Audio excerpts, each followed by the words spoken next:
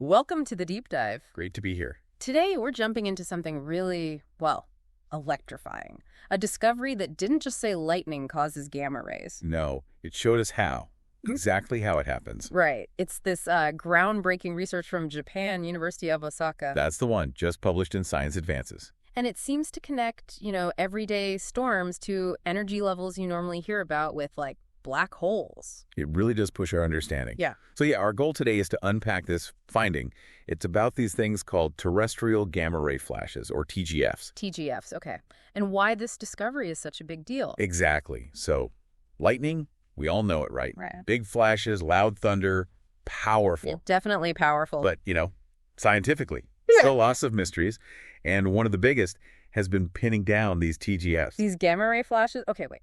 Gamma rays. I usually think, space stuff. Yeah. Supernovas, exploding stars. Right. And that's what's wild. These are terrestrial, happening right here in our atmosphere, often lead to thunderstorms. So they thought lightning was the cause. Yeah. Long suspected. But actually proving that direct split-second link, that's been the challenge. Why so tough? What makes them hard to catch in the act? Well, it's the speed. TDS are unbelievably fast. We're talking maybe tens of microseconds. Microseconds, okay. That's Yeah. blink and you miss it, doesn't even cover it. Not even close. Yeah. So trying to see one happen at the exact instant a lightning channel is forming, you need perfect timing, perfect location. Yeah. It's tricky. So how did the researchers in Japan, in Kanazawa City, actually manage it? What was different?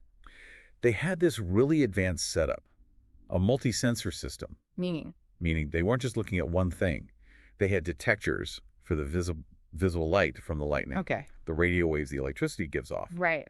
and, crucially, detectors for high-energy gamma radiation, all running together, capturing data simultaneously during storms. Wow. Okay, so a very complete picture. And what did this system see during one particular storm? It saw something amazing. Two lightning discharge paths, basically leaders. One coming down from the cloud. The usual way you picture lightning starting. Right. And another one reaching up from a transmission tower on the ground. Ah, so like they were heading towards each other. Exactly. On a collision course. Okay, now this sounds like the key moment. What happened right then? So just before these two paths actually met, the gamma ray flash happened. The TGF. Before they connected. Yes. Their data showed that the gap between them, just before they touched, created this incredibly intense, concentrated electric field. Okay. And this field was so strong it accelerated electrons, just the electrons in the air, to almost the speed of light. Whoa. Just like that, in the air. Just like that. And they timed it with incredible precision. How precise are we talking? The very first gamma ray photon they detected from the TGF. It arrived 31 microseconds before the upward and downward leaders made contact. 31 millionths of a second before the main strike. Wow. Yeah. And the main gamma ray burst itself lasted for about 20 microseconds after that collision point. And the lightning strike itself, was it a big one? Oh, yeah. The discharge was measured at minus 56 kiloamps, 56,000 amps. That is a staggering amount of energy. It really is. And this observation, it's that direct proof scientists have been looking for. It answers a big question.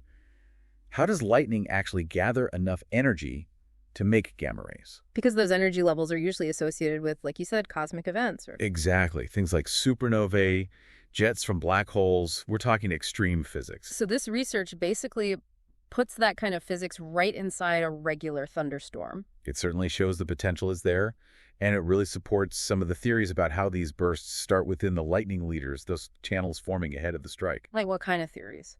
Well, ideas like thermal runaways, where electrons get rapidly accelerated, or relativistic feedback, where these high-energy particles essentially create more high-energy particles.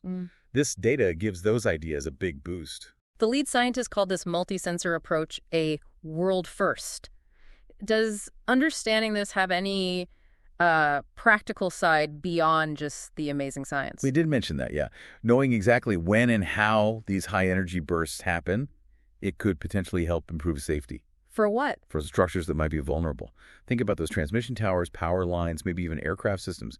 Better understanding means better protection against these powerful atmospheric events. Okay, so wrapping this up then.